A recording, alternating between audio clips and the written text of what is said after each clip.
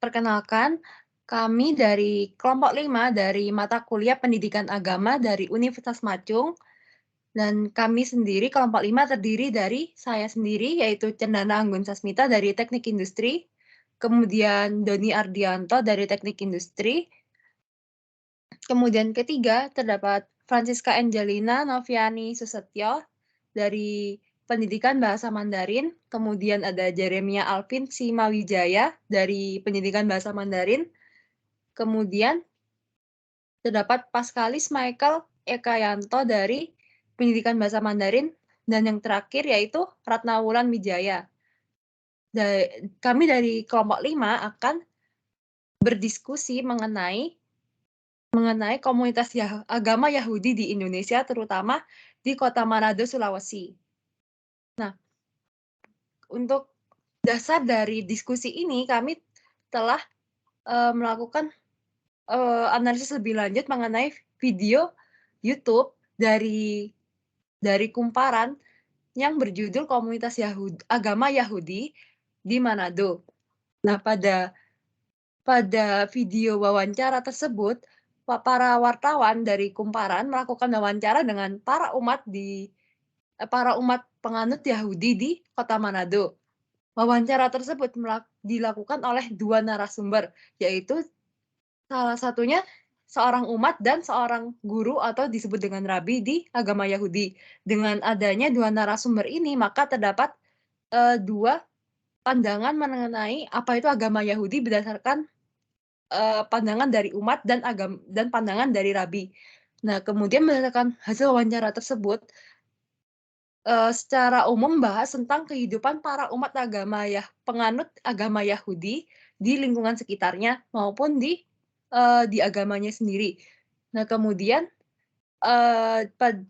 tentang kehidupannya itu dijelaskan tentang bagaimana cara para umatnya menjadi menganut agama Yahudi, kemudian bagaimana tata cara ibadah dari agama Yahudi, kemudian tempat ibadahnya yaitu sinagog di Manado juga sebagai satu-satunya tempat ibadah di Indonesia, satu-satunya tempat agama Yahudi di Indonesia. Dan kemudian apa saja permasalahan yang dihadapi oleh para umatnya. Nah, berikut adalah deskripsi dari komunitas agama Yahudi di Indonesia pada video YouTube yang dilakukan oleh Kumparan. Berikutnya, terkait tentang apa itu agama Yahudi akan dijelaskan oleh Pak Doni Ardianto. Saya persilahkan. Terima kasih. Mungkin ada beberapa tambahan deskripsi dari kedua video tersebut. Kita perlu tahu dulu bahwa Indonesia itu adalah merupakan negara yang berpenduduk sangat majemuk dilihat dari suku, dari budaya dan agama. Nah, secara historis dari video tersebut, pemeluk agama Yahudi datang secara rombongan dari Belanda ke Indonesia sekitar tahun 1800 sampai 1930-an, termasuk ke daerah Manado. Beberapa agama dunia yang berkembang di Indonesia relatif bisa hidup berdampingan dengan agama lokal. Karena negara Indonesia sendiri memang mempunyai kewajiban menjamin hak asasi manusia, kebebasan beragama, dan memberikan perlindungan kepada seluruh pemeluk agama dalam mengamalkan dan beribadat menurut agamanya. Nah, fakta dari video tersebut menunjukkan bahwa agama Yahudi yang ada di Manado merupakan salah satu dari sekian banyak agama yang hidup dan berkembang di beberapa negara termasuk di Indonesia. Pemerintah mengakui keberadaan agama Yahudi atau Yudaisme di Indonesia. Akan tetapi pemerintah dalam arti kata membiarkan para pemeluk agama tersebut di Indonesia. Syaratnya menurut pemerintah mereka tidak boleh melanggar peraturan perundangan. Mereka boleh berkembang dan mereka akan mendapat jaminan penuh dalam konteks kebebasan beragama dan berkeyakinan seperti yang tercantum dalam pasal 29 ayat 2 UUD 1945. Namun, dalam video tersebut ada beberapa konflik dan pertanyaan yang mungkin bisa kita diskusikan, yaitu pemeluk agama Yahudi di kota Manado dan mungkin yang ada di Indonesia tidak akan mendapatkan pelayanan dari negara seperti yang diperoleh penganut agama yang sudah diakui di Indonesia, yaitu Islam, Kristen, Katolik, Hindu, Buddha, dan Konghucu. Kaum Yahudi di Manado juga kurang mendapat perhatian dari pemerintah pusat dan daerah dalam hal pelayanan hak sipil seperti pencantuman kolom agama di KTP dan pencatatan di akte seperti kelahiran, perkawinan, dan akte kematian yang hingga saat ini belum dapat dilayani oleh kantor dinas kependudukan dan pencatatan sipil di kota Manado. Selama ini ada para pemeluk agama Yahudi di Indonesia juga memilih beribadah secara diam-diam. Mungkin juga karena mereka takut atau bagaimana. Terus akan tetapi di Manado sendiri, Sulawesi Utara, kaum Yahudi sana sudah mulai semakin terbuka dalam beribadah. Nah, dari beberapa hal tersebut, kita mungkin bisa mendiskusikan bagaimana kita seharusnya sikap pemerintah dan bagaimana sikap kita terkait konflik-konflik yang terjadi tersebut. Mungkin teman-teman bisa mengungkapkan pendapatnya masing-masing. Bagaimana?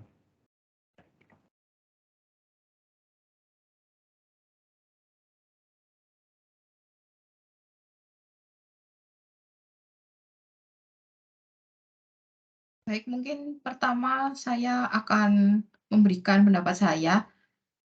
Mungkin tadi yang sudah dikatakan oleh Pak Doni itu adalah sebuah konflik yang bisa dianggap dalam tanda kutip adalah konflik yang cukup serius.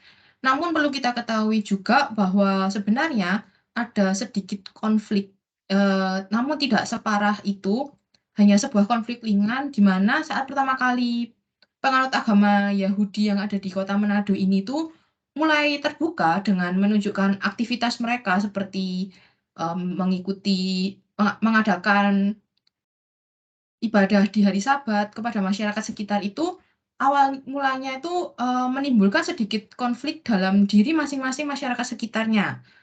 Namun para masyarakat sekitar itu bukan berarti secara langsung mereka itu menolak kehadiran para penganut agama Yahudi itu. Misalnya maksudnya menolak itu dengan mungkin mereka mengusir atau melakukan unjuk rasa dan sebagainya. Mengapa kok saya bisa bilang konflik, karena kan para masyarakat sekitar ini awalnya itu seperti merasa bingung gitu, ini ajaran apa ya? Terus mereka juga takut kalau misalnya untuk diajak atau dipaksa masuk mengikuti ajaran agama Yahudi tersebut dan sebagainya. Karena kan dalam keadaan di mana para masyarakat sekitar itu kan masih belum mengetahui terkait agama Yahudi ini itu seperti apa.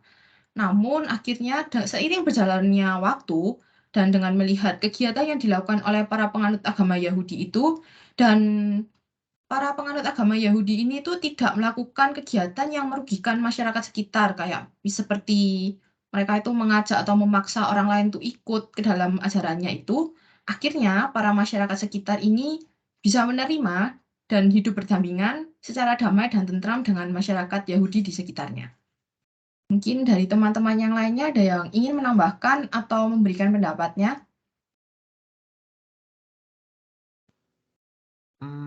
Mungkin saya Alvin. Kalau dari saya, mungkin juga masalah ini cukup berbahaya ya menurut saya, karena sensitif sekali, karena berkaitan dengan sebuah agama di mana Indonesia itu merupakan negara beragama dan banyak dari orang atau masyarakat di Indonesia yang mempunyai keberagaman agama. Kalau bagaimana sikap pemerintah, mungkin sikap pemerintah sudah baik menurut saya yang lihat dari video itu, karena dari Bapak Saifuddin Syafi, dia menjabat sebagai Kepala Pusat Kerukunan Umat Beragama, menjelaskan bahwa mereka ini diberikan untuk hak hidup dan hak untuk berkembang. di sisi lain dari 6 agama itu yang diakui, mereka tetap diberikan untuk hak hidup, untuk berkembang, tetapi dengan syarat harus menaati peraturan yang ada dengan tidak merugikan orang lain juga, dan pasti mereka mengajarkan hal-hal yang baik atau hal-hal yang tidak bertentangan dengan apa yang menjadi budaya di Indonesia. Lalu tadi dari Pak Doni bilang deskripsi cerita bahwa ada kurang fasilitas dari pemerintah. Kalau menurut saya itu juga karena negara mengakui hanya 6 agama, yaitu adalah Kristen, Katolik, Islam, Buddha, Hindu, dan Konghucu.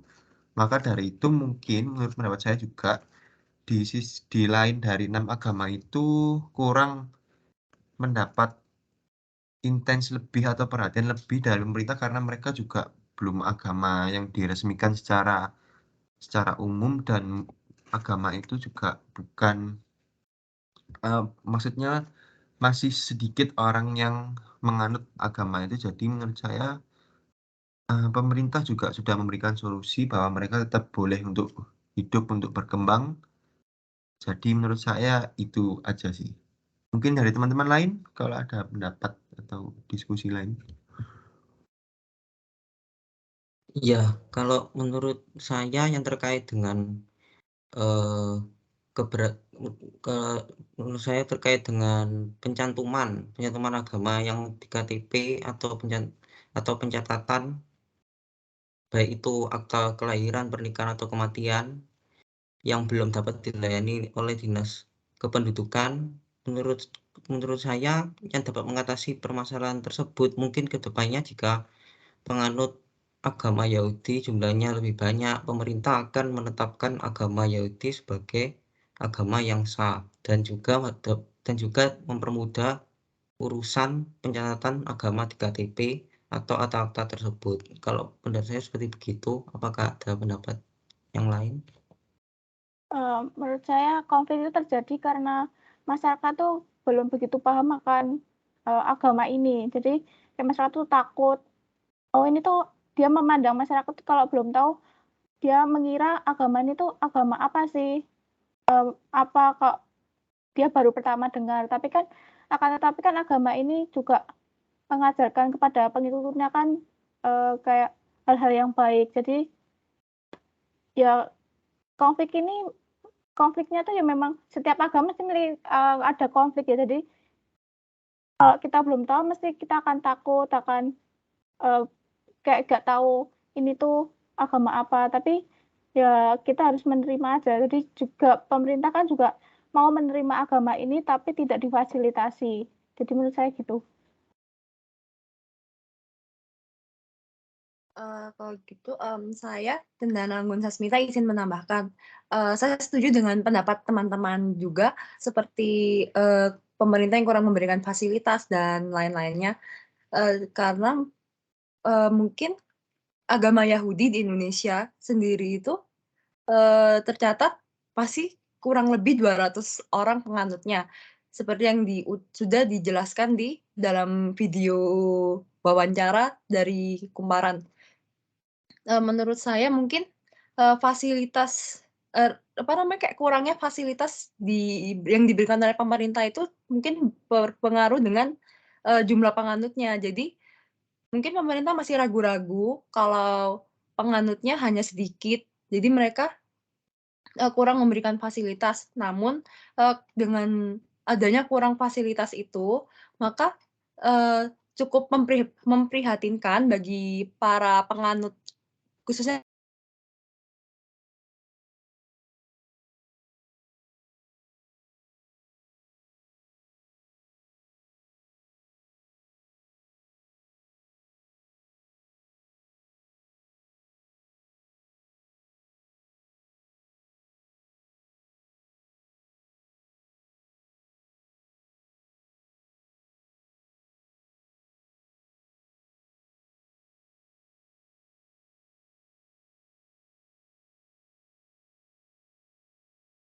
Cencen lagi gangguan ya ini kayaknya.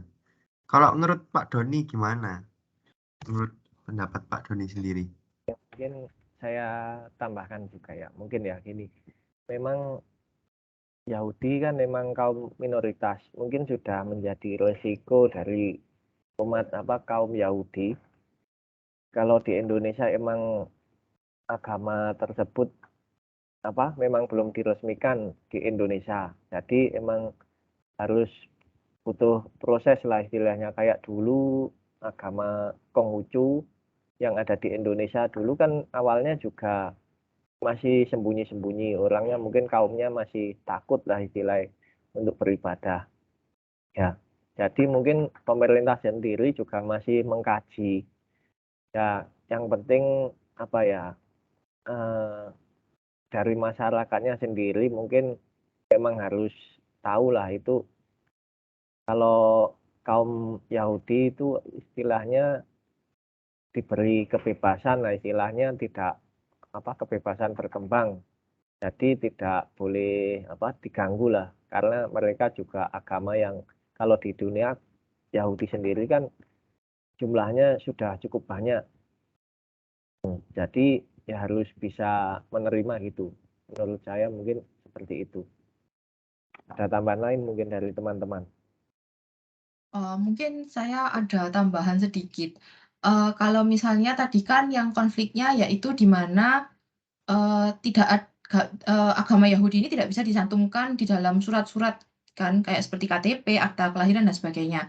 Mungkin memang seperti saya juga sependapat dengan teman-teman bahwa mungkin memang pemerintah tidak bisa memberikan fasilitas tersebut karena jumlah penganut agama Yahudi ini yang masih dibilang sangat sedikit ya. Namun mungkin itu kan berarti merupakan sebuah fasilitas dari pemerintah pusat.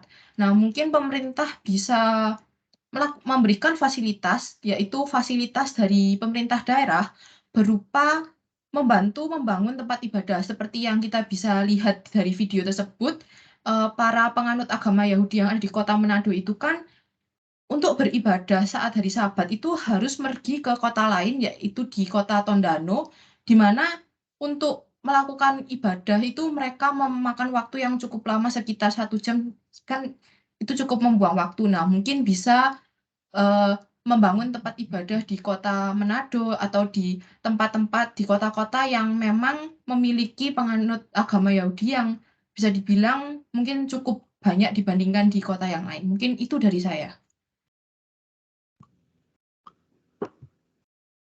Kalau dari saya setuju dengan Ratna ya, karena tempat ibadah kan hanya satu, tempat ibadah agama Yahudi yaitu sinagog di kota Manado.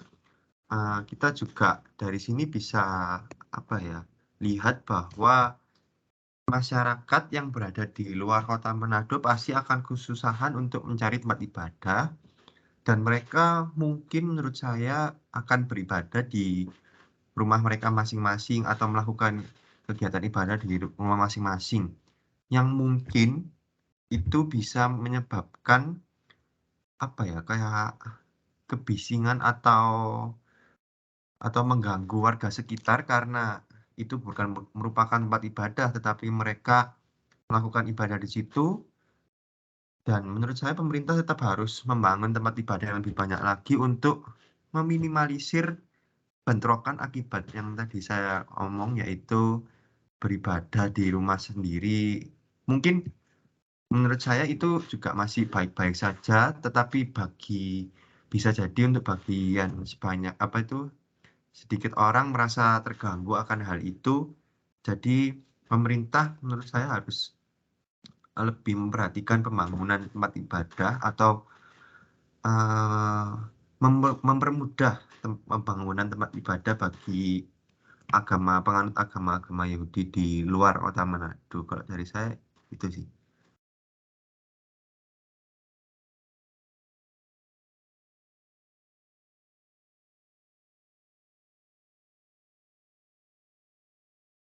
Kalau membangun tempat ibadah itu apakah mungkin ya? Karena plus dananya mungkin sumbernya dari mana ya mungkin?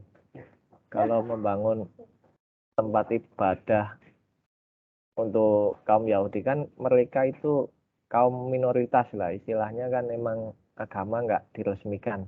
Itu bagaimana ya?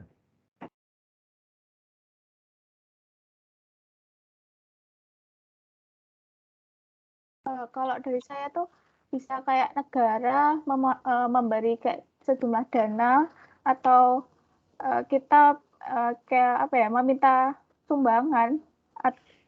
Jadi kayak kita kayak minta kesumbangan pada sesama kita untuk membangun rumah ibadah itu. Kalau menurut saya gitu.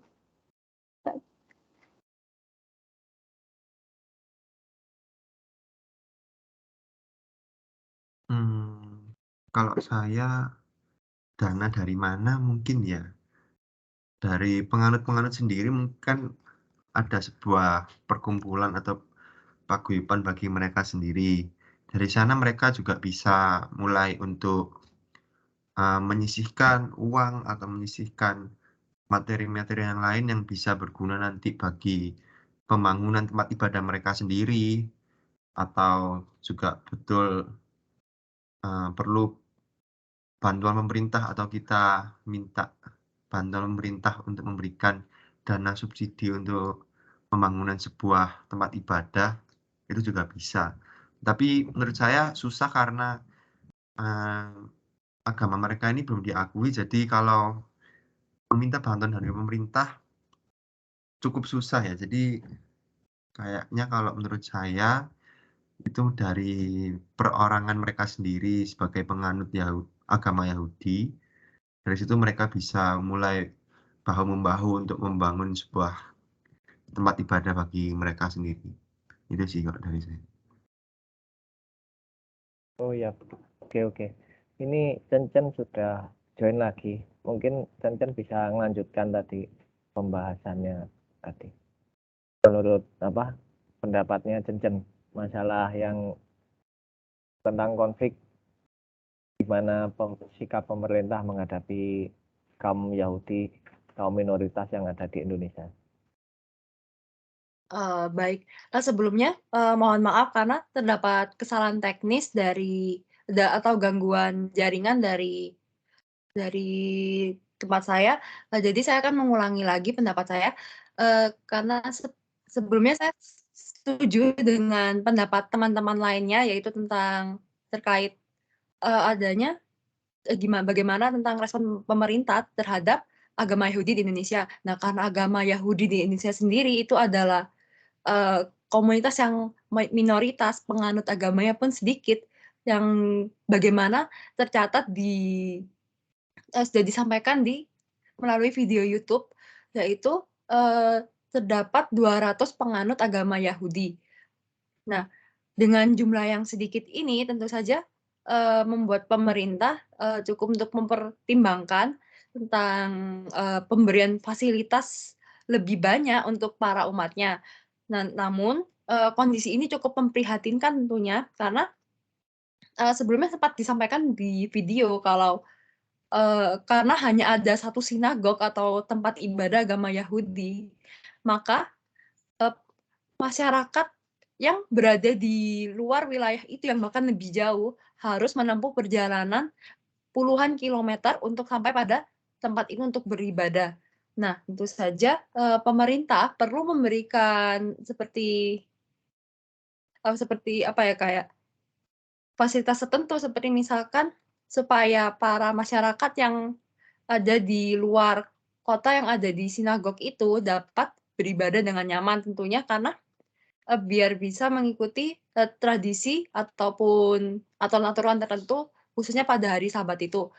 Seperti menyediakan tempat khusus untuk seperti penginapan tentunya, atau seperti kos untuk umat-umatnya yang tinggal di luar kota atau tinggal di tempat yang agak jauh dari sinagog. Nah, kemudian tentang masalah identitas dari penganut agama Yahudi sendiri. Nah, kalau di KTP mereka sampai harus mencantumkan agama mereka bukan sebagai agama Yahudi, bahkan mencantumkannya sebagai agama Islam. Nah, tentunya itu kalau sampai mereka mencantumkan agama lain demi menutupi agama mereka sendiri, ini cukup sangat karena mereka jadi tidak bisa lebih bebas untuk berekspresi. Nah, maka saya mungkin memiliki saran kalau mungkin bisa disediakan di kolom KTP kalau Mungkin tulisannya yaitu agama atau kepercayaan lainnya atau bisa ditulis agama Yahudi, seperti itu. Sekian dari pendapat saya. Apabila ada teman-teman yang ingin menanggapi, saya persilakan. Makasih.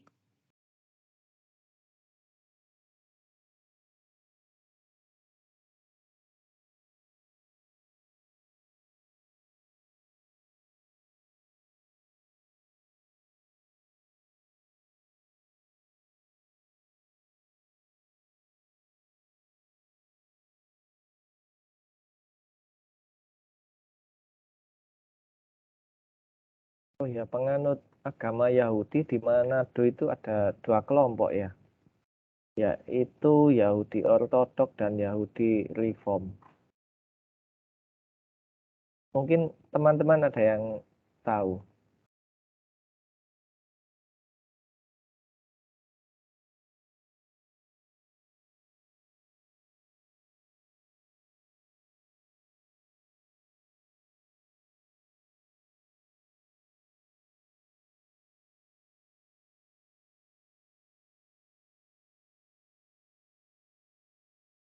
Kalau saya mungkin pernah mendengar itu ya, Yahudi Ortodoks.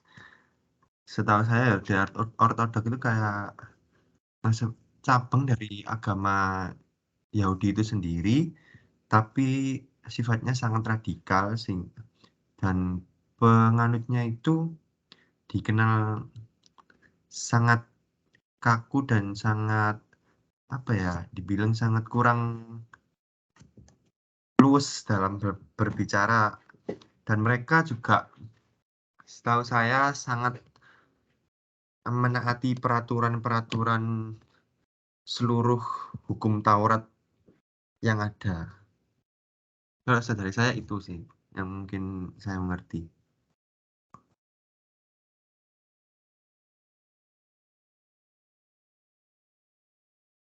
Ya, berarti intinya itu kaum Yahudi di Manado itu sudah mendapat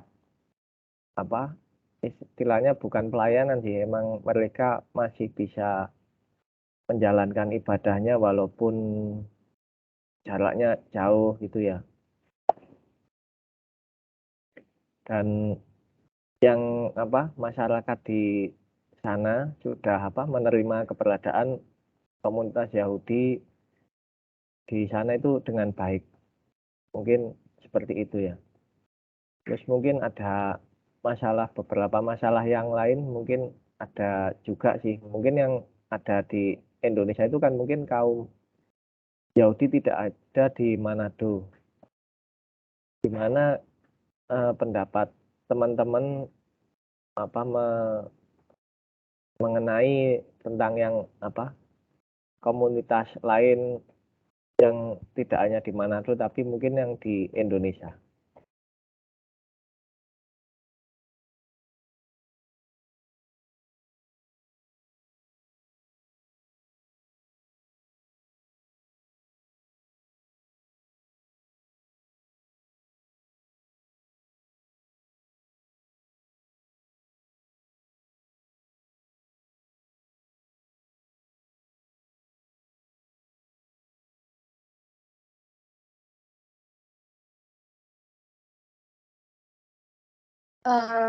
Saya Cendana ingin izin menambahkan, mungkin untuk komunitas lain ini mungkin maksudnya seperti agama yang minoritas yang seperti yang saya seperti kepada seperti kesaksian bahwa Pak Yosafat gitu, mungkin kalau untuk aliran yang seperti itu mungkin bisa kita lebih selektif lagi, mungkin dari seperti tujuan kenapa komunitas itu didirikan atau sebagainya.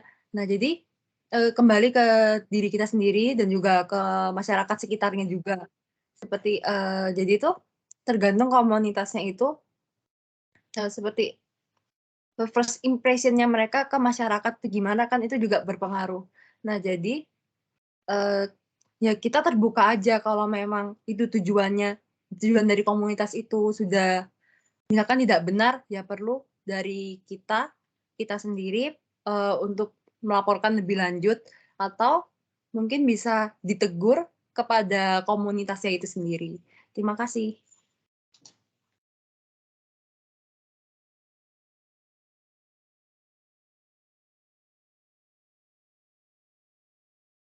Paskalis juga akan itu memberi tanggapan terkait kalau ada komunitas lain di kota yang berbeda, ya pertama-tama perlu campur tangan dari pemerintah daerah pastinya yang memberi perlindungan bagi kaum minoritas. Selain itu, masyarakat setempat sudah seharusnya mau menjelaskan toleransinya terhadap kaum minoritas tersebut. Kalau dari saya seperti begitu, apakah ada yang ingin menambahkan?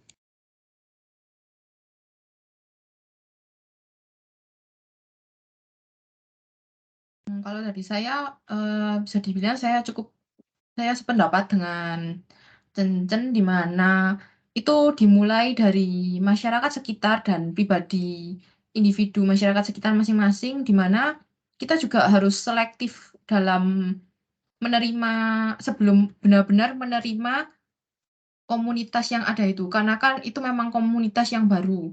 Jadi kan kita sendiri mungkin sebelumnya masih belum tahu ini komunitasnya mengajarkan tentang apa atau bagaimana. Kita ya bisa dibilang secara dalam tanda kutip kasarnya itu apakah komunitas ini mengajarkan ajaran yang sesat atau tidak. Nah, kan seperti itu. Jadi kita sendiri juga harus dari masyarakat sekitar harus selektif terlebih dahulu. Begitu pula dengan pihak dari pemerintah daerah dan pemerintah pusat yang harus selektif dalam melihat apakah komunitas ini memang komunitas yang benar dan harus dilindungi dan sebagainya. Kemudian jika memang sudah nampak bahwa komunitas ini bisa diterima, maka masyarakat sekitar itu hendaknya bisa menanamkan sikap toleransi dengan menerima dan terbuka terhadap kegiatan-kegiatan yang dilakukan oleh komunitas tersebut. Dan komunitas tersebut setelah diterima itu bukan berarti terus bisa seenaknya sendiri dalam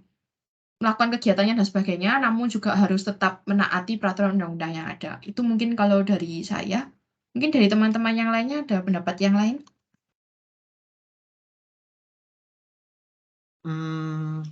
Kalau dari saya, sikap kita bagaimana ya?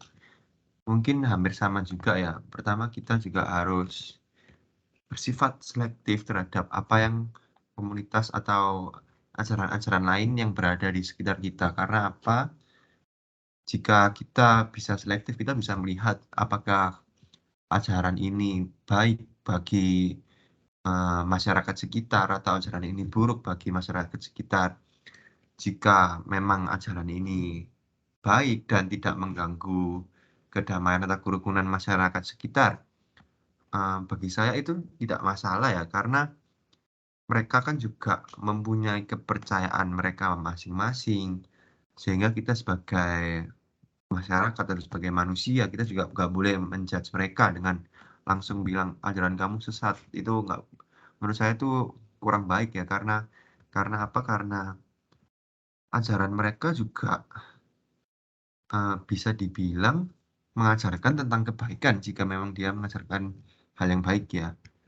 Jadi kita sebagai masyarakat tidak boleh menjudge itu jelek atau langsung tidak menghargai mereka sebagai penganut lain dari kita, agama lain dari kita.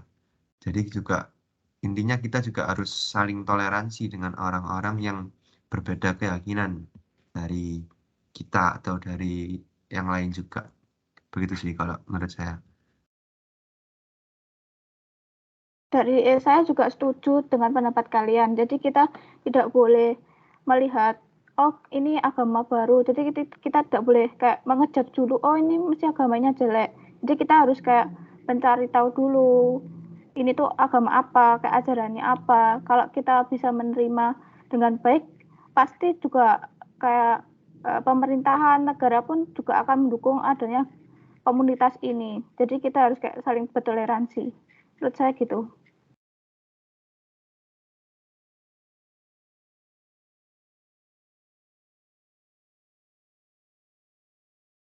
Ya sih, saya juga sependapat. Mungkin emang harus selektif karena pemerintah sendiri bukan sudah membiarkan agama-agama lain boleh berkembang selama memang mereka tidak mengganggu kehidupan masyarakat.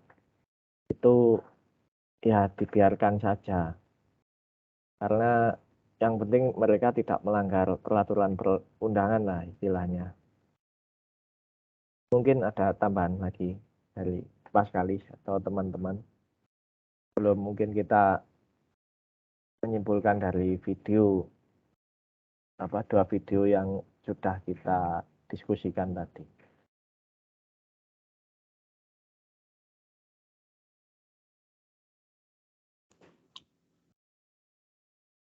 Kalau dari saya sih cukup ya.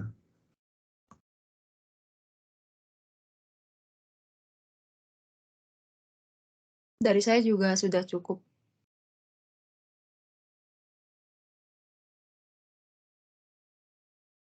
Tadi gimana mengenai 2 video gitu seharusnya bagaimana kita bersikap, bagaimana kita merefleksikan terhadap konflik yang ada, mungkin bisa dihubungkan dengan budaya atau dengan politik. Mungkin pendapatnya teman-teman masing-masing gimana sebelum kita mungkin menutup diskusi kali ini.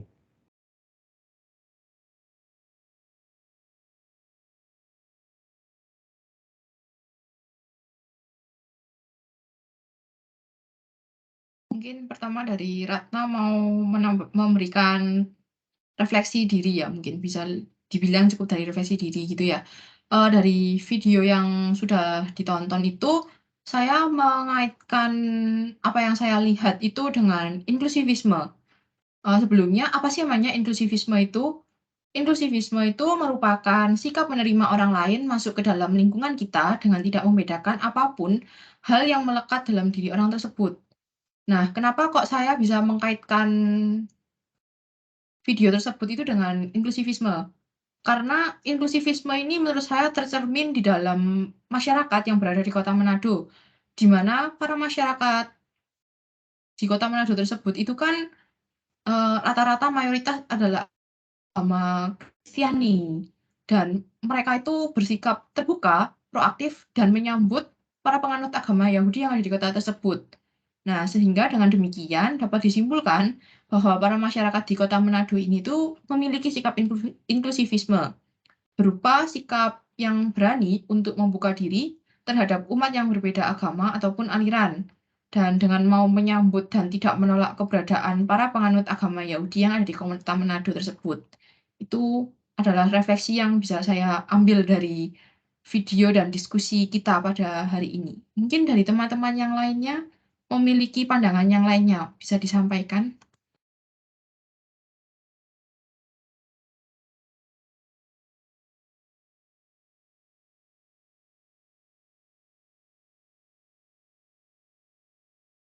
Mungkin dari Alvin ya, kalau menurut saya atas apa yang telah saya menjadikan refleksi diri bagi saya sendiri, saya kaitkan ini dengan agama ini dengan budaya. Karena apa? Budaya di Indonesia kan banyak dan beragam. Dan tentu juga mereka mempunyai sebuah ciri khas mereka masing-masing, kepercayaan mereka masing-masing. Maka dari itu, setiap orang atau setiap umat atau masyarakat di Indonesia memiliki kebebasan untuk menganut sebuah agama. Jangan kita menjudge mereka, kamu kok agama ini, kamu kok agama ini. Tetapi kita berikan mereka kebebasan, kita saling menghormati antara mereka. Dan jika kita menemukan sebuah komunitas atau agama yang belum diakui di Indonesia, kita juga harus saling menghormati juga, karena mereka juga memiliki hak untuk hidup dan untuk berkembang sesuai tadi yang ada di video tadi. Juga disebutkan bahwa mereka tetap mempunyai hak-hak mereka masing-masing, tidak hanya 6 agama yang di Indonesia, tetapi agama di luar itu juga mereka mempunyai hak mereka masing-masing jika mereka mengajarkan hal yang baik dan tetap pada sebuah peraturan undang-undang dan nilai-nilai mereka juga sesuai dengan ajaran yang telah ditetapkan atau diperbolehkan di Indonesia. Begitu sih kalau menurut saya.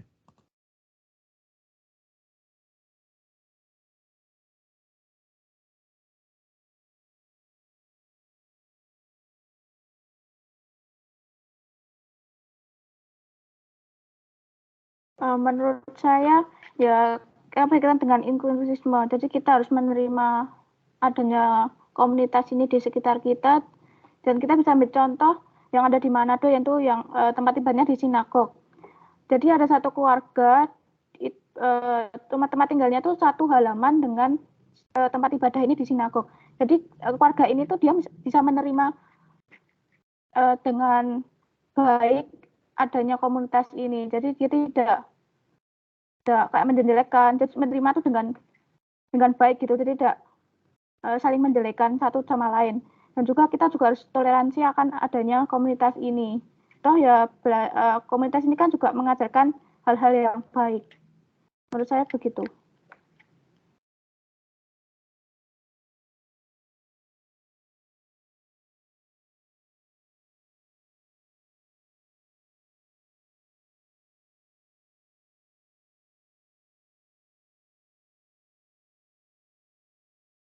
Dari Paskalis mungkin gimana? Kalau dari saya, kalau refleksi diri mengenai video tersebut,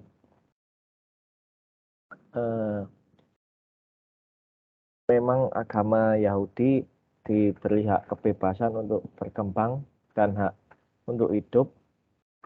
Akan tetapi di Indonesia yang diakui itu akan cuma ada 6 agama. Jadi sebagai warga negara kita mungkin tetap harus bersikap, intinya seperti apa yang teman-teman bilang tadi, inklusivisme atau toleran dengan adanya kaum Yahudi yang ada di Manado dan juga yang ada mungkin di seluruh Indonesia. Kalau ada kaum minoritas itu, selama mereka tidak menurut masyarakat mereka alirannya tidak sesat dan tidak mengganggu, ya sudahlah, dibiarkan saja. Kita harus tetap menghormati saat mereka mungkin menjalankan ibadahnya atau saat mereka merayakan hari besar keagamaannya. Mungkin dari saya seperti itu. Oh iya, kalau pendapat dari saya merefleksi dari saya itu ya antar pemeluk agama dan penganut agama Yahudi itu harus saling menjalin secara toleransi, lalu adanya peran aktif dari pemerintah juga diperlukan, serta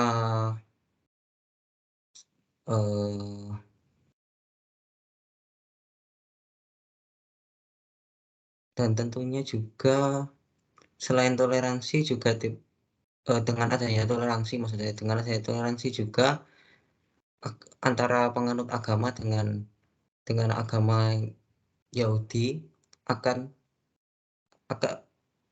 bisa dengan adanya toleransi itu bisa menjalin seperti kayak kerukunan antar dua penganut agama yang berbeda. Maksudnya seperti begitu kalau dari teman-teman. Ya, emang toleransi emang harus dipertahankan. Mungkin kan ini sudah menjadi ciri khas masyarakat Indonesia itu ya. Saya tambahkan seperti itu. Terima kasih. Sebelumnya apakah suara saya terdengar jelas? Terdengar. Oh ya, baik, makasih. Jadi terkait dengan diskusi dari tentang komunitas agama Yahudi di Indonesia, khususnya di Manado, saya menjadikannya sebagai refleksi diri, yaitu tentang toleransi yang ada di sekitar kita, terutama di masyarakat Indonesia. Nah, jadi Menurut saya toleransi ini terdapat 3 sikap yang perlu kita perhatikan, yaitu pertama kita harus selektif, terbuka, dan juga, tentunya, lebih menghormati atau menghargai apapun yang berbeda dengan kita. Tidak hanya karena dalam konteks agama ini, tidak hanya seperti di agama-agama yang diakui di Indonesia atau yang sejenis itu, tetapi juga ke komunitas-komunitas yang lebih kecil atau minoritas di Indonesia juga. Seperti contohnya yaitu agama Yahudi. Jadi karena ini berhubungan dengan toleransi, maka ini berhubungan juga dengan materi dari pendidikan agama, yaitu agama dan inklusivisme. Nah tentunya itu, dengan contoh dari komunitas agama Yahudi di kota Manado ini cukup memberikan saya, banyak pelajaran, terutama, terkait toleransi yang ada di masyarakat Manado. Seperti yang sudah disampaikan oleh teman-teman, toleransi di kota Manado sangat tinggi dan tentunya ini bisa menjadi pelajaran juga untuk kita semua, khususnya untuk masyarakat Indonesia, untuk lebih saling menghargai juga untuk komunitas yang lebih kecil yang ada. Sekian dari saya, terima kasih. Ya, saya sangat setuju sekali, Jen.